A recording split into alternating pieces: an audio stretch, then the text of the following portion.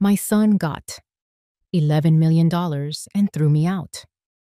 3 days later, he was begging for my help. My son Lucas became a millionaire just 3 days ago. Today, he handed me a single suitcase and told me to get out of the home I'd lived in for 40 years. He inherited $11 million, and I got this.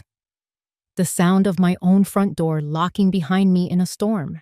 Before we continue, please subscribe to the channel and let us know where you are listening in the comments. The grandfather clock in the foyer chimed 10 times, each gong landing like a hammer blow to my heart. Outside, a summer storm raged over Charleston, the wind rattling the antique window panes of the Holloway family mansion. But the real storm was right here, in my own living room. The air, thick with the humid South Carolina heat, felt impossible to breathe. My son, Lucas, didn't place my suitcase down. He threw it, the worn leather case, the one my late husband, Richard, had bought for me on our anniversary, skidded across the polished hardwood floor and slammed into the leg of a mahogany table. It was a sound of finality, a sound of disrespect. Clara, his wife, stood just behind his shoulder, a shadow in a perfectly tailored dress. She was the one who held out the papers, a neat stack of white against the gloom. Her expression was one of practiced sympathy, but her eyes were as cold and hard as river stones. "To make things simple, Mother," she said, her voice smooth as venom. "You just need to sign here. It confirms you are leaving voluntarily, so we can more easily take care of the estate." I stared at the document, but the words swam before my eyes. My mind was still a fog of grief from Richard's funeral 3 days ago. Shock was a heavy blanket, muffling my thoughts, slowing my reactions. I looked at my son, searching for the boy I had raised. I found nothing but a stranger. "Lucas?" My voice was a whisper. "This is my house now," he said, his voice flat, devoid of any emotion. He wouldn't even meet my eyes. He just stared at a point on the wall above my head. "You should go." His words were the final push I needed to shatter. I felt something inside me break. Clara pushed the document and a pen into my hand. My fingers were numb. My hand trembled as I took the pen. The same hand that had once rocked him to sleep, tended to his fevers, and held him when he cried. I signed my name, Margaret Holloway, on the line she indicated. A single tear escaped and landed on the page, blurring the ink of my own name. I hadn't even read what I was signing. It didn't matter. In that moment, the betrayal was so absolute that the details were irrelevant. The sound of the paper being ripped from my grasp was as sharp and cruel as a blade. Clara tucked it neatly into a leather portfolio. Lucas turned, picked up my suitcase, walked to the grand front door, and opened it. The roar of the wind and rain filled the house. He placed the suitcase on the porch, then looked back at me. There was no pity, no regret, nothing. I walked past him, a ghost in my own home. I didn't look back at the portraits of my ancestors on the walls or the chair where Richard used to read his paper. I just walked out. The heavy oak door shut behind me with a deafening click.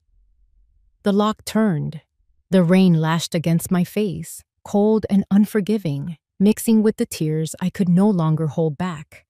Standing on the porch of the home I had built, with nothing but a single suitcase and a shattered heart, I was no longer the matriarch of the Holloway family. I was just a 69-year-old widow, cast out into the storm by her own son. 3 days before the storm, the world was a sea of white lilies. Their scent was so thick, so cloyingly sweet inside the old stone church, that it felt like I was drowning in it. It was the day we buried my husband, Richard. The pews were filled with the most respected families in Charleston, their faces a blur of solemn sympathy. I sat in the front row, a black veil doing little to hide the tremor in my hands. My son, Lucas, stood at the pulpit, delivering a eulogy that would have made his father proud. His voice, thick with unshed tears, filled the hallowed space. He spoke of Richard's integrity, his quiet strength, his unwavering love for his family. He painted a picture of a titan, a patriarch, and a loving father. He had the whole church, myself included, eating out of the palm of his hand. I saw not a 41-year-old man, but my little boy, heartbroken over the loss of his hero. A wave of love and pity washed over me. He was the man of the house now, and I knew he would rise to the occasion. When he returned to the pew, his eyes red-rimmed, I squeezed his hand. Clara, his wife, immediately shifted closer to me, placing a cool, comforting hand on my back. "Don't you worry about a thing, Mother," she whispered, her voice a perfect blend of sorrow and resolve. "We will never, ever leave you alone. We'll take care of everything." I leaned into her touch, grateful for her strength. In the chaos of grief, her words were a lifeline. I believed her. I believed in the sincerity of my son's tears and the warmth of my daughter-in-law's embrace. They were my family, my rock. I was so lost in my own sorrow that I didn't notice the small details, the things a clinical psychologist should have seen. I remember turning my head for a moment to look at the large, framed portrait of Richard we had placed near the altar. He looked so handsome, so alive. When I glanced back, I caught a flicker in Clara's expression. She too was looking at the portrait. For the briefest of seconds, the mask of the grieving daughter-in-law slipped. What I saw in her eyes wasn't sadness. It was something else entirely. A flash of icy, triumphant hatred so profound it made the air go cold. But as quickly as it appeared, it was gone, replaced by the same gentle, concerned look she had worn all morning. I blinked, convinced I had imagined it. Grief plays tricks on the mind, I told myself. My own pain was projecting shadows where there were none. I dismissed it as a phantom, a figment of a shattered heart. Now I know better. I wasn't standing next to a daughter-in-law. I was standing next to a wolf, patiently waiting for the shepherd to fall. She was playing her part to a T, and I, the grieving widow, was her most captive audience. The whole funeral was a stage, and they were the lead actors in a play whose tragic ending was written just for me. The suffocating scent of all those lilies wasn't a tribute to a life well lived. It was a warning, a sweet, sickening omen of the decay that was about to consume my own. A few nights after the funeral, the three of us sat down for dinner in the formal dining room. The long, polished mahogany table, which had hosted decades of Holloway family celebrations, felt cavernously empty with just the three of us. The house staff had prepared Richard's favorite meal, roast chicken with rosemary, but the gesture of comfort felt hollow. The silence was heavy, broken only by the clinking of silverware against porcelain. It was Lucas who finally shattered it, and he did so without a shred of grace. He leaned back in his chair, a self-satisfied smirk on his face that I'd never seen before. "The final transfer came through this morning," he announced to no one in particular. $11 million. It's all there. He said the number with a reverence that turned my stomach. It was too soon. The grief was still a raw, open wound, and he was talking about money as if he'd won the lottery, not lost a father. Clara shot him a subtle warning glance before turning to me, her face a mask of gentle concern. She completely ignored his crass announcement. "Mother, we were thinking. There are so many loose ends to tie up with Richard's accounts. And of course, your own finances. It must be overwhelming." I took a slow sip of water, my eyes fixed on her over the rim of the crystal glass. "I'm managing, dear." "Of course you are," she said, her voice dripping with sweetness. But you shouldn't have to. You should be resting, grieving, not worrying about paperwork. She paused, placing her fork down with deliberate care. Lucas and I were talking, and we think it would be best if you signed a power of attorney, just a simple document, to let Lucas manage your personal finances for you. We can invest everything, make it grow, so you can enjoy your retirement without a single worry. The proposal landed on the table, as perfectly presented as the roast chicken. It sounded so reasonable, so helpful. But every instinct I had, honed by 40 years as a clinical psychologist, screamed trap. It wasn't what she said. It was how she said it. The careful, rehearsed speech. The way she avoided any mention of a nursing home or taking away my independence, framing it instead as a favor. It was a classic manipulation tactic. Present the cage as a sanctuary. My husband had always said, "The sweeter the bait, the sharper the hook." A cold knot formed in my stomach. I looked at Lucas, expecting him to chime in, to back her up. But he was just looking down at his plate, a puppet waiting for his cue. He wasn't the one pulling the strings here. I placed my own fork down, meeting Clara's steady gaze. I had to choose my words carefully. "Clara, that is an incredibly generous offer," I began, my voice calm and even. "And I appreciate you both thinking of my well-being. But I've been managing my own finances for a very long time. I think, for now, I'd like to continue doing so. It helps me feel normal." The rejection was gentle, but it was a rejection nonetheless. And for a fraction of a second, I saw it. The mask slipped. The warm, caring expression vanished from Clara's face, replaced by a flash of pure, undiluted fury. Her jaw tightened, and her eyes narrowed into slits of ice. It was the same coldness I'd seen at the funeral, but this time I wasn't mistaken. This time, I was looking for it. Just as quickly as it came, it was gone. The smile returned, a little tighter this time. "Of course, Mother," she said smoothly. "Whatever makes you comfortable." But the damage was done. The warning bell that had been ringing faintly in the back of my mind was now a deafening siren. They didn't want to help me. They wanted control, and my refusal had just confirmed it. The pleasant dinner was over. A silent declaration of war had just been made across the mahogany table. The tense silence that followed my refusal at dinner was a fragile thing, and it shattered completely just 2 hours later. The storm that had been threatening all evening finally broke, and the first clap of thunder was like a starting gun for the final act of my betrayal. We were in the living room. I was staring out the window at the rain lashing against the glass when Lucas walked in. The meek, sullen man from the dinner table was gone. In his place was a stranger with hard eyes and a cruel set to his mouth. He was holding the document from the night of the storm, the one I'd signed in a haze of grief. "What is this, Lucas?" I asked, beyond, my voice barely a whisper. He didn't answer. Clara appeared at his side, her arms crossed. The pretense was over. Her face was a mask of cold triumph. "You had your chance, Mother," she said, her voice sharp.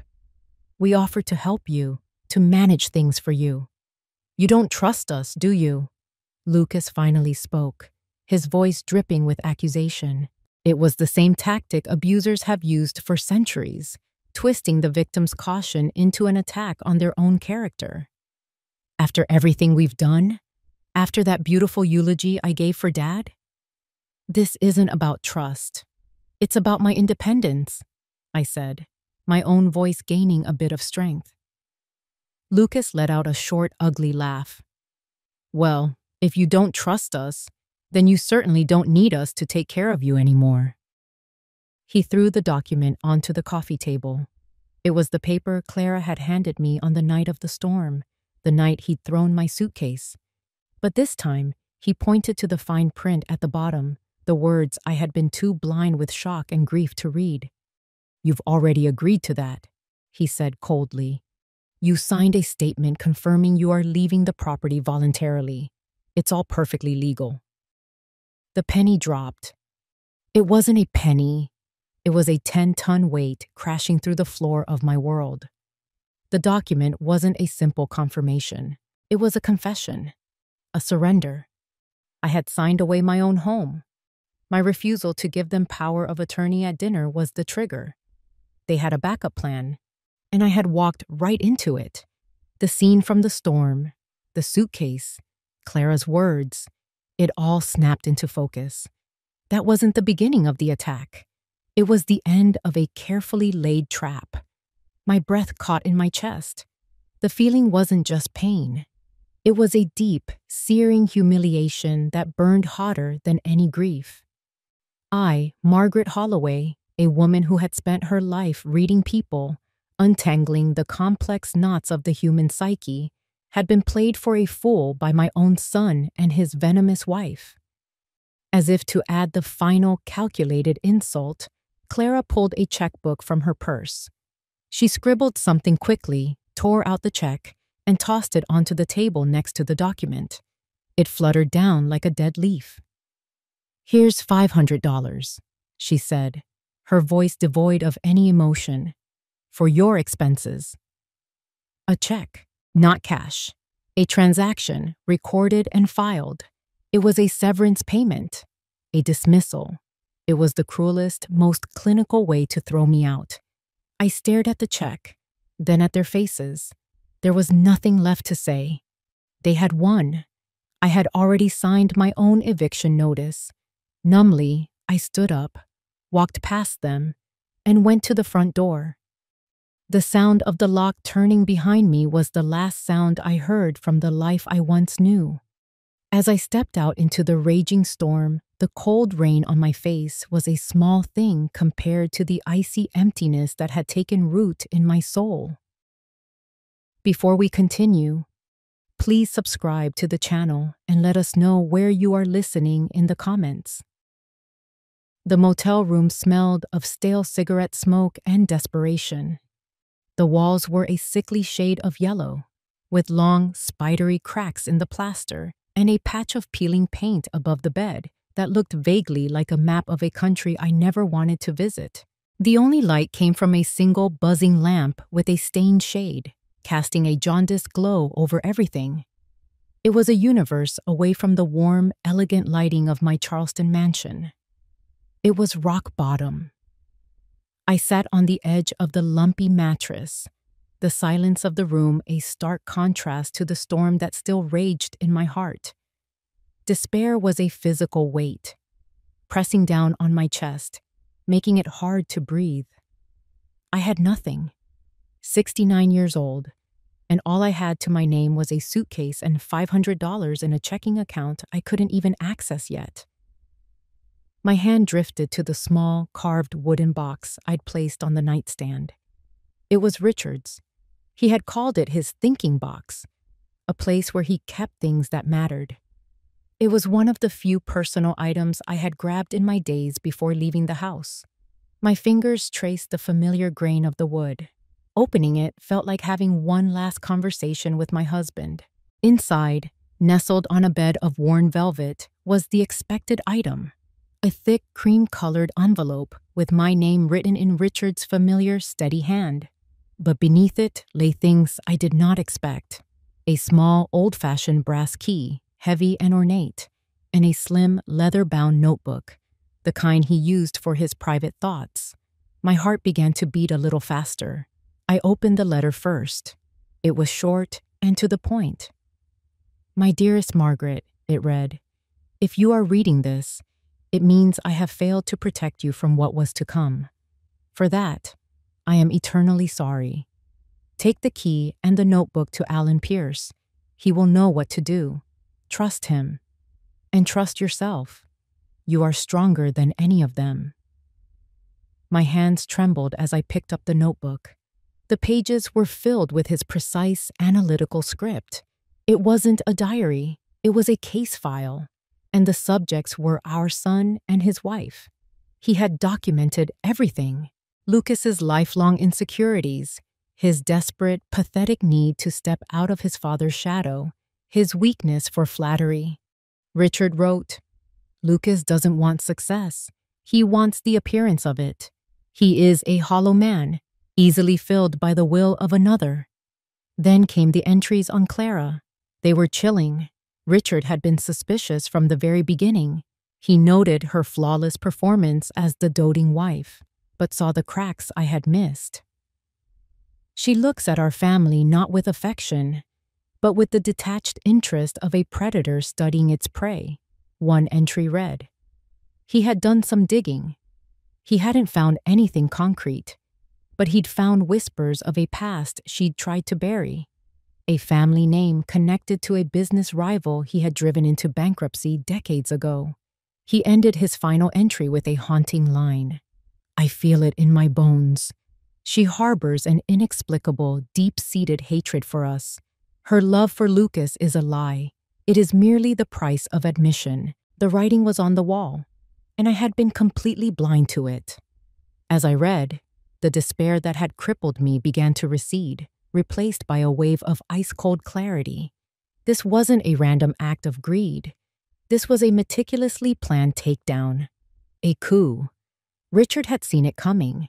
He hadn't been able to stop it, but he had prepared for it. He had left me a roadmap. He had left me weapons. The sickly yellow room no longer felt like a prison. It felt like a war room. The grief for my husband was still there, a deep, aching void. But now, it was joined by something else, something fierce and powerful, a cold, calculated rage. They had mistaken my grief for weakness. They had mistaken my age for irrelevance. They had made a grave error. This was not the end of Margaret Holloway. It was the beginning of a war, and my late husband had just handed me the battle plan. Alan Pierce's law office was a sanctuary of quiet dignity, a world away from the transient despair of the motel. Located in a historic building south of Broad Street, the room was lined from floor to ceiling with leather-bound law books that smelled of old paper and wisdom. Sunlight, filtered through the leaves of a sprawling oak tree outside, streamed through the tall windows, illuminating the rich patina of his antique mahogany desk. Alan, a friend for over 50 years and our family's lawyer, greeted me not with pity, but with a firm, knowing look in his kind eyes. "Margaret," he said, his voice a low, comforting rumble. "Richard told me you'd be coming." He took the small wooden box from me, his hands gentle. He examined the notebook and the brass key, then nodded slowly. He didn't ask for the story. He already knew the shape of it. Without another word, he walked to a large, imposing portrait of a long-dead judge, swung it aside, and revealed the dark gray steel of a wall safe. He inserted the brass key, turned the dial with a series of practice clicks, and the heavy door swung open. From the dark interior, he withdrew a single thick document bound in blue legal paper. "This," he said, placing it on the polished surface of his desk, "is your husband's real last will and testament." My breath caught. He slid the document towards me. My eyes scanned the dense legal text until I found the relevant clause. It was a masterpiece of psychological warfare disguised as a legal directive. Lucas was indeed granted full managerial control over the entire $11 million estate. But there was a condition, a hook buried in the legalese. He was required, within 90 days, to use $500,000 of the estate's money to establish and fund a charitable foundation. The foundation was to be named the Margaret Holloway Institute for Family Psychology. I looked up at Alan, confused. "I don't understand. This gives him everything but forces him to honor me?" "It forces him to play a game he's guaranteed to lose," Alan corrected gently. "Margaret, think." Richard knew his son. He knew Lucas's greed, and he knew Clara was whispering in his ear. He's handed them a $500,000 pot of honey, completely under their control, and dared them not to stick their hands in it. The brilliance of it hit me like a physical blow. He knew they'd try to cheat, I whispered. He knew they'd try to embezzle the foundation money. Exactly, Alan confirmed. It's a trap. A beautifully constructed, legally sound trap. Richard is giving Lucas enough rope to hang himself. Any fraudulent activity with a registered charity, that's not just a civil matter, that's a federal crime. A surge of adrenaline shot through me. We had them. Then that's it. We go to the authorities now. We expose them. Alan held up a hand, his expression turning grave. No, not yet. This is the hard part, Margaret. I made a promise to Richard. He wanted Lucas to have the chance to walk right up to the line and choose which side to be on. He wanted him to self-destruct on his own terms. My hands are tied. We have to let them make the first illegal move. The words were a bucket of ice water. I had been handed a sword, only to be told I couldn't swing it. My desire for immediate, swift justice warred with the cold, patient strategy my husband had laid out.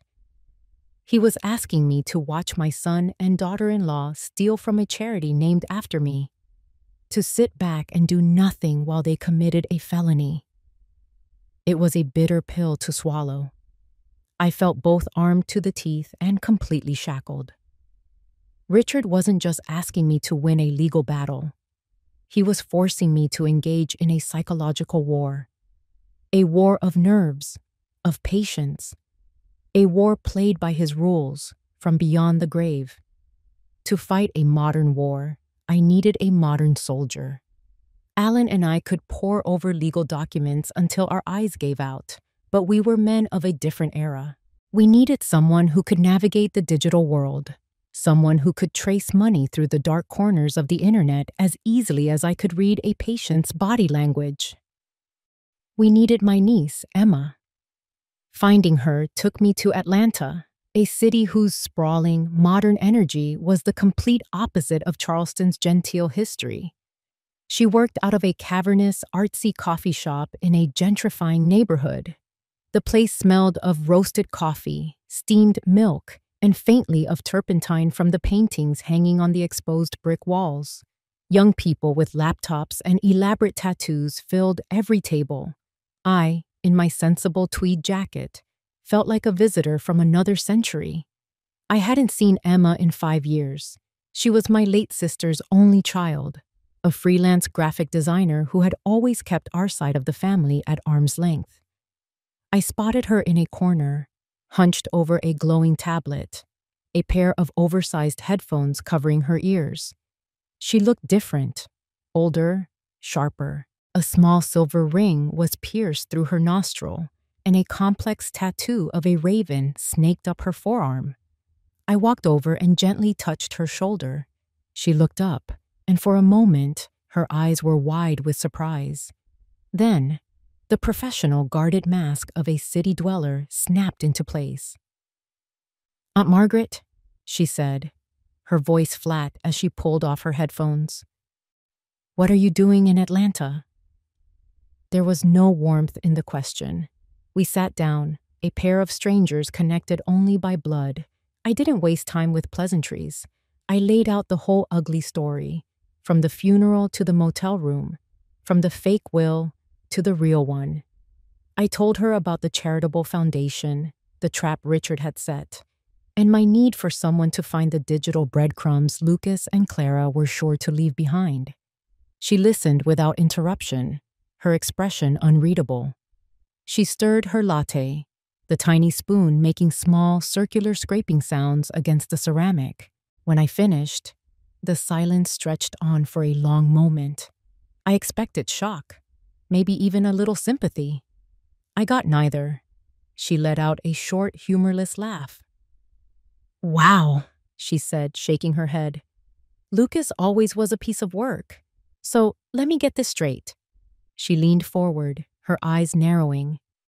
After years of barely acknowledging my existence, you're showing up out of the blue because you need a favor? The question was a slap in the face. Emma, this isn't a favor. This is about your family's legacy, about justice for your Uncle Richard. My uncle who never once called me on my birthday? She shot back, her voice laced with old resentments. The family legacy that I was never a part of? No, this sounds like your problem, not mine. She leaned back, crossing her arms. Her next words were cold, clinical, and utterly devastating. So, I'll ask again. What's in it for me? The words hung in the air between us, brutal and transactional. Any hope I had for a familial bond, for a shred of loyalty, evaporated. I looked at my niece, with her hardened eyes and her calculated questions, and I felt a profound sense of loneliness that was deeper than anything I'd felt in the motel room. First my son, and now my niece. Everyone had their price. But she was right. I did need her. Her skills were the one weapon I didn't have in my arsenal. You're a freelance artist, Emma, I said, my voice quiet but firm. I will hire you. Name your rate. I will pay you for your time and your expertise. Consider me a client. A flicker of something, maybe respect, passed through her eyes. She named a figure that made me inwardly flinch, but I simply nodded. Fine, I said. You'll have a retainer in your account by morning. We shook on it, her grip firm and businesslike. I had my digital soldier, but as I walked out of that coffee shop and back into the unfamiliar streets of Atlanta, I had never felt more alone in my entire life. I was no longer fighting with family. I was fighting with mercenaries. A week later, I was back in Alan's office. The familiar scent of old books and leather was a small comfort in a world that had become completely unstable. This time, however, we had a third person in the room, or at least her face, projected onto a large monitor on Alan's desk. Emma, calling in from her Atlanta coffee shop, looked every bit the digital mercenary I'd hired. Her expression was focused, her eyes scanning lines of code on a screen only she could see. Okay, I'm in, she announced, her voice crisp and clear through the speakers. Lucas isn't a criminal mastermind. I'll give him that. His digital security is a joke. On our screen, she shared a complex flowchart of names, accounts, and numbers. It looked like a spider's web. He's been sloppy, Emma explained, using her cursor to circle a box in the chart. He used the initial $500,000 to set up the foundation, all above board. But 2 days ago, he made a move. A wire transfer for $200,000 went from the foundation's account to a shell corporation registered in Delaware. A shell corporation? Alan asked, leaning closer to the screen. A ghost, Emma confirmed.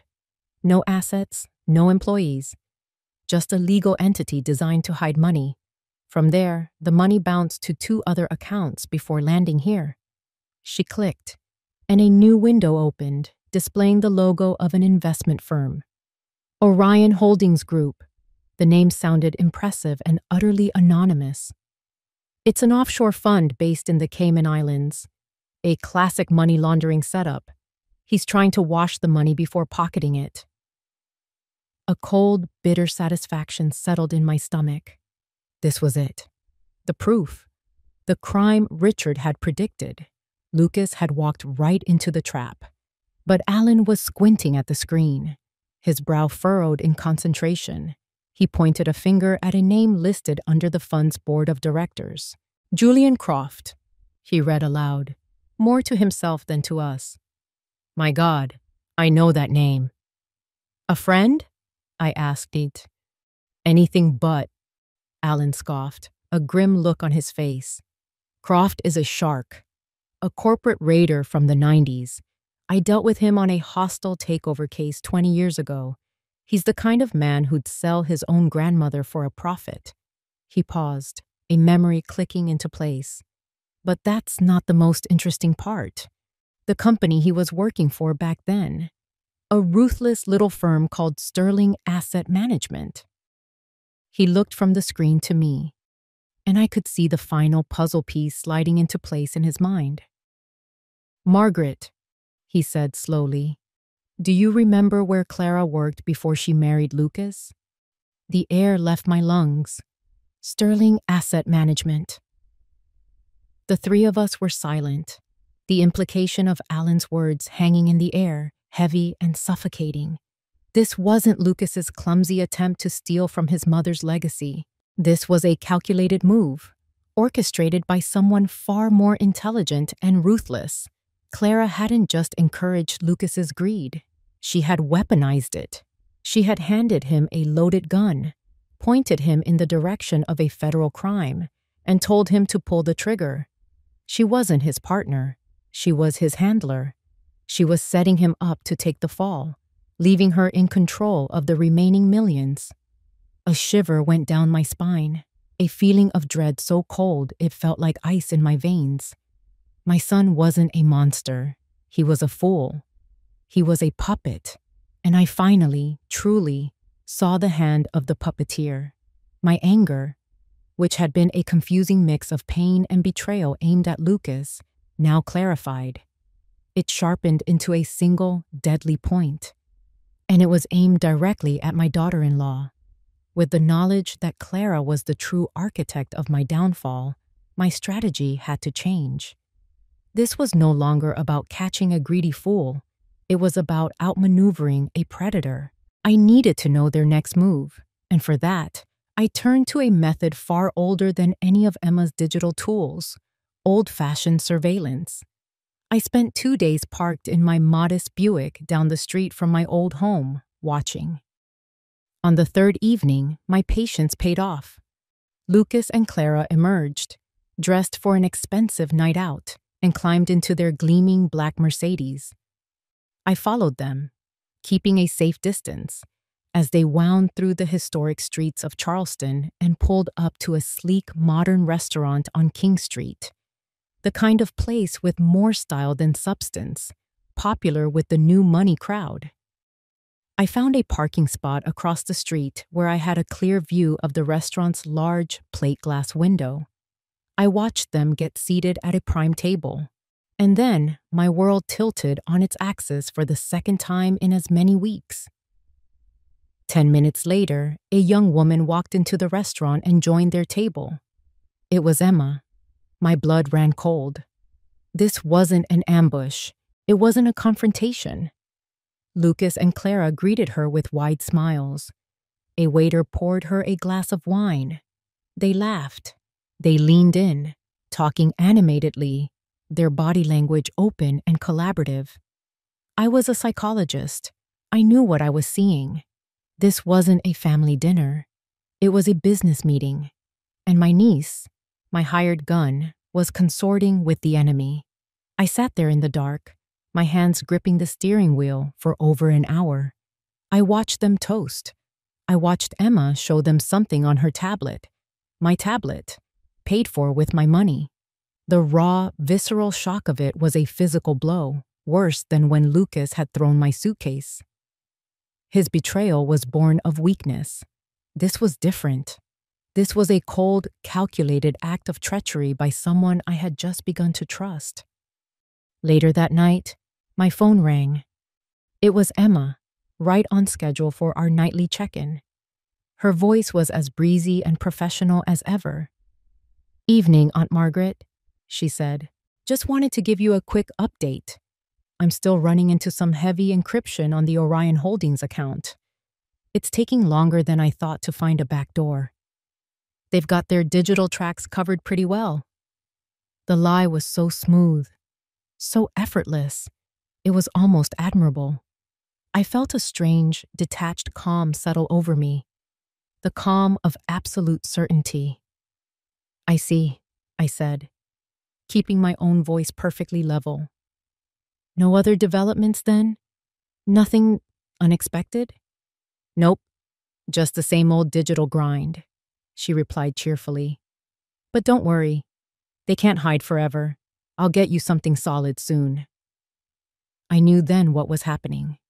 She wasn't just my mercenary, she was theirs too. She was playing both sides, feeding each of us just enough information to keep us paying, waiting to see who would make the higher bid for her loyalty. The auction was on, and I was just one of the bidders. The feeling that washed over me after I hung up was one of profound, crushing isolation.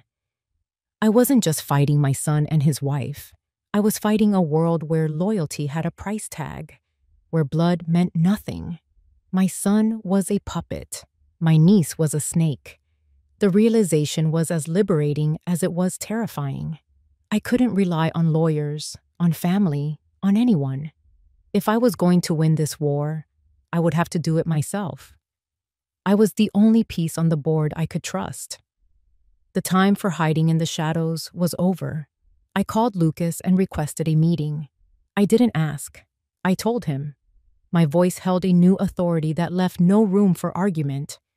I would be at the house in 1 hour, and I expected both him and Clara to be there. I walked through the front door of my own home for the first time since I'd been thrown out.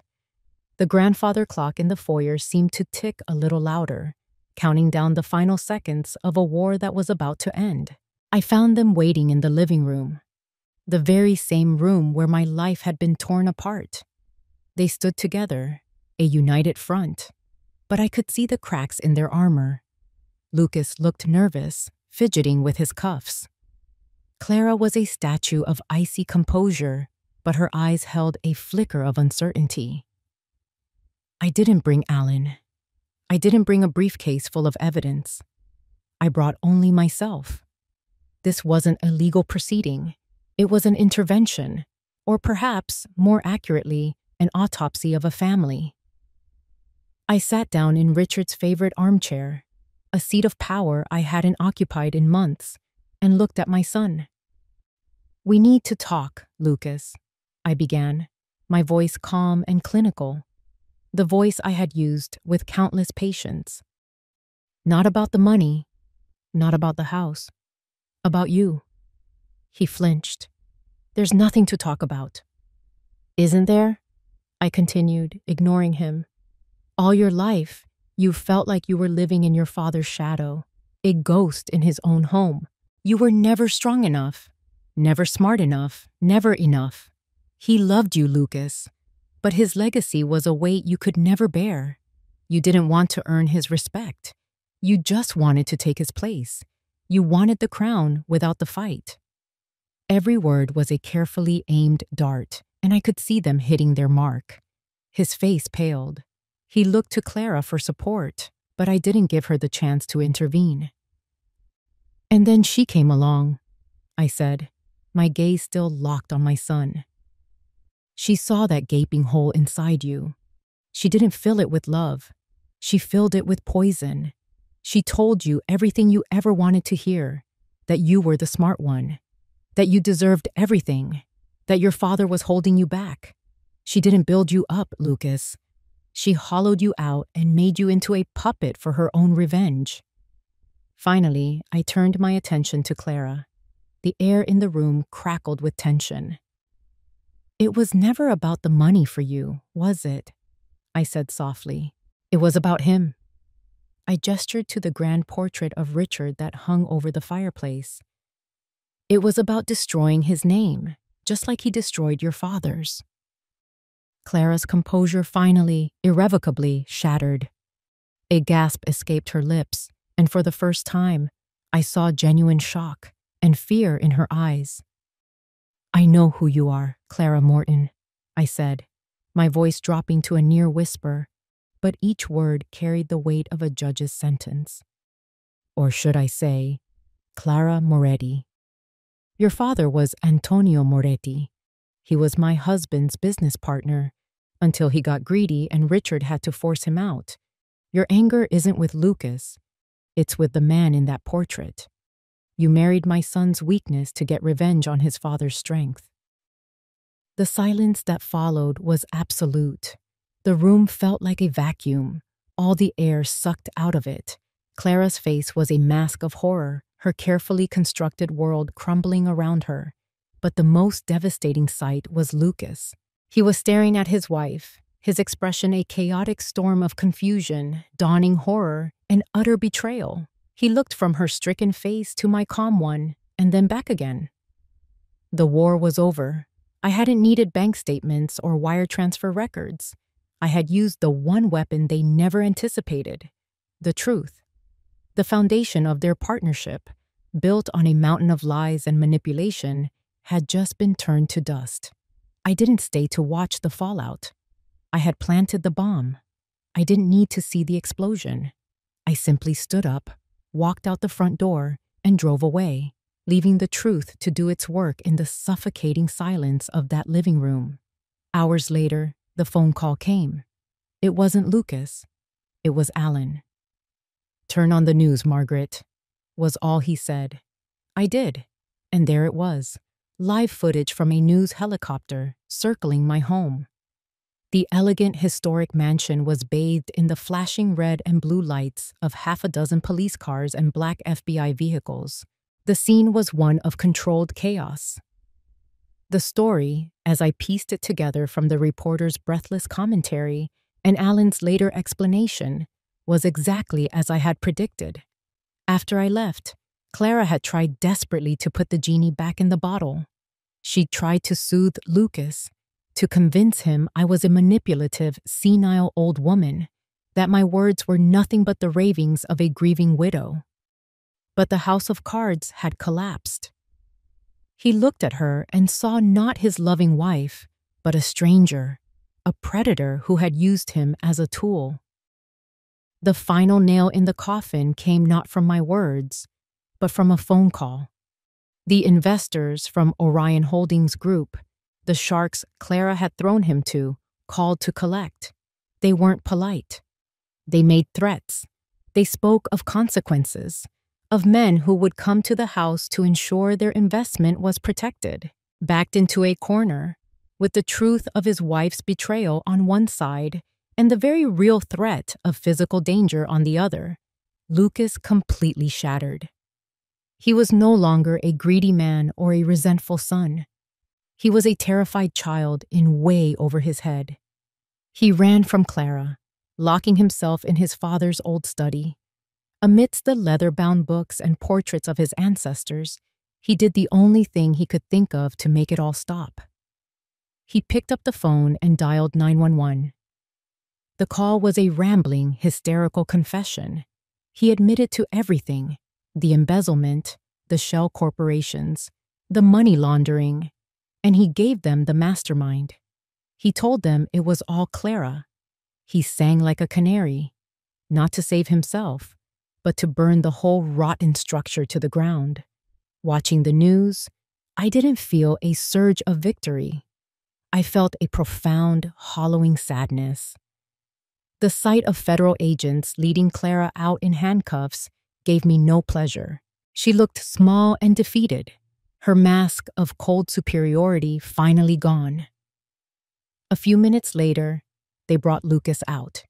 He looked broken, a ghost of a man, his face pale and his eyes vacant. He was a deer in the headlights, caught in a fate he had helped create but never truly understood. The FBI raid wasn't my triumph. It was my son's tragedy. My phone rang again an hour later. It was from a blocked number. I answered. "Mom?" It was Lucas's voice, small and thin, from a phone at the police station. "I'm here, Lucas," I said softly. There was a long pause, filled with the static of a bad connection and the weight of everything that had been destroyed. Then he spoke 3 final words, his voice cracking with a sob he could no longer contain. "I'm so sorry." The line went dead. I stood by the window of my small motel room, watching the distant city lights blur through the tears that were now silently streaming down my face. The war was over. I had won, but the victory felt exactly like a loss. 6 months later, sunlight streamed through the tall, immaculate windows of the living room. My living room. But it was a different space now. The heavy, dark furniture that had held the weight of old family secrets was gone. In its place were comfortable, modern chairs arranged in a welcoming circle. The oppressive silence had been replaced by the gentle murmur of conversation. The Holloway family mansion was no more. In its place stood the Holloway Institute for Family Psychology. I stood before a small group of people, husbands and wives, parents and their adult children, leading a seminar on communication and trust. The words flowed from me with an ease and a passion I hadn't felt in years. I wasn't just a psychologist anymore. I was a survivor. My theories weren't just academic. They had been forged in the fires of betrayal and loss. I had my life back, but it was a new life, one I had chosen, built from the rubble of the old. In the back of the room, managing the presentation slides, was Emma. The cynical, guarded mercenary I'd met in that Atlanta coffee shop was gone. She was still sharp and smart, but the hardness in her eyes had softened. After the arrests, she had come to me, shamefaced and apologetic. She confessed everything, how she'd played both sides, how her resentment had nearly led her down a dark path. She had received a small portion of the estate, as stipulated in Richard's will for extended family, and in an act of penance that spoke louder than any apology, she had invested every last dollar of it into helping me establish the institute. She caught my eye and gave me a small, encouraging smile. I smiled back. Our relationship wasn't perfect, but it was real.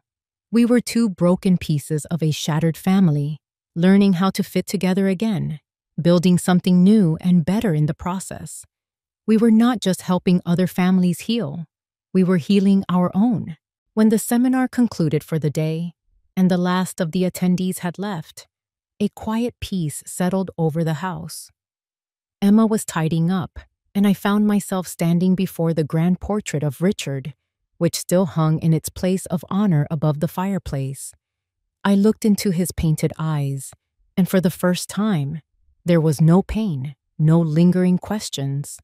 I had done what he had asked of me.